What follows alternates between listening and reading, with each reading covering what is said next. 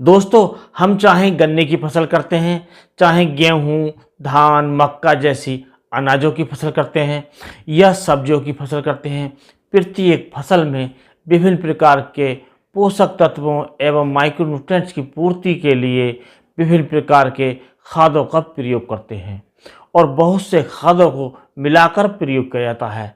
कभी कभी हमारे किसान भाई अनभिज्ञता में या जानकारी न होने के कारण कुछ ऐसे फर्टिलाइजर्स को आपस में मिलाकर प्रयोग कर देते हैं, जिनका प्रयोग करने से हमारी फसल उन पोषक तत्वों को नहीं ले पाती, यानी कि उन खादों का, उन फर्टिलाइजर्स का पूरा फ़ायदा हमें नहीं मिल पाता है। यानी कि इससे हमारे पैसे की भी नुकसान होता है, समय की बर्बादी होती है और हमारी फसल जो पैदावार है वो कम देती है।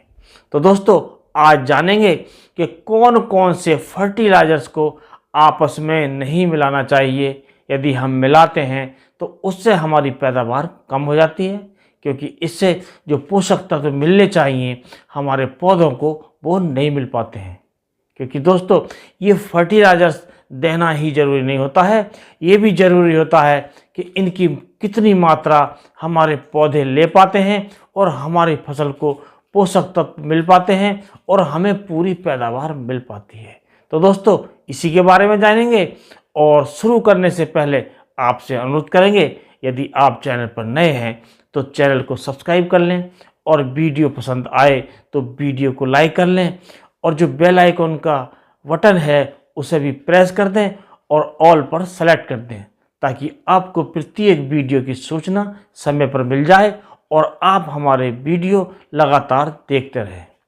तो दोस्तों, सबसे पहले बात करते हैं, जब हमारे किसान भाई चाहे गन्ने की फसल बोते हैं या कोई दूसरी फसल बोते हैं, तो बुवाई के समय जो फर्टिलाइजर्स यूज करते हैं, जैसे डीएपी यूज करते हैं, एनपीके 12-32-16 यूज करते हैं और सिंगल सुपर फास्फेट्स यूज करते हैं, यानी कि फास्फेटिक खाद यूज करते हैं, उसमें जिंक का प्रयोग करते हैं, यानी कि उसको जिंक को मिलाकर प्रयोग करते हैं। जैसे जिंक सल्फेट 21% के रूप में आती है, चाहे जिंक सल्फेट 33% के रूप में आती है, वो उसे डीएपी या एनपीके 12-32-16 में मिलाकर प्रयोग कर देते हैं। उससे हमारी फसल को पूरा फ़ायदा नहीं मिल पाता है, यानी कि हमारे पैसे की बर्बादी होती है और इससे हमारी फसल नहीं ले पाती हैं, जिससे हमारी पैदावार कम मिलती है। तो दोस्तों, हमें कभी भी ये जिंक सल्फेट जो होता है इसका प्रयोग हमें एनपीके 12-32-16 या डीएपी या जो एसएसपी होता है उसमें मिलाकर नहीं करना चाहिए। यानी कि जो फास्फेटिक खादें चाहे वो किसी भी रूप में आती हैं, उसमें हमें जिंक सल्फेट का प्रयोग नहीं करना चाहिए। अब दोस्तों, दूसरी बात करते हैं, एक आता है मैंगनीज।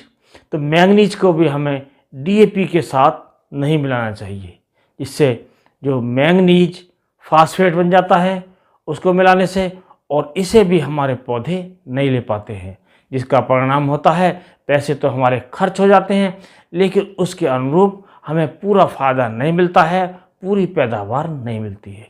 तो दोस्तों, इसी प्रकार होता है कैल्शियम नाइट्रेट।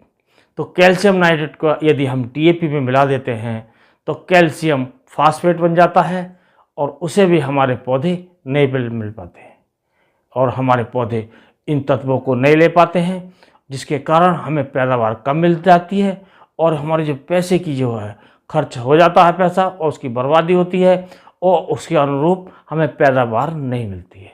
और दोस्तों, कैल्शियम नाइट्रेट में मैग्नीशियम सल्फेट भी नहीं मिलाना चाहिए।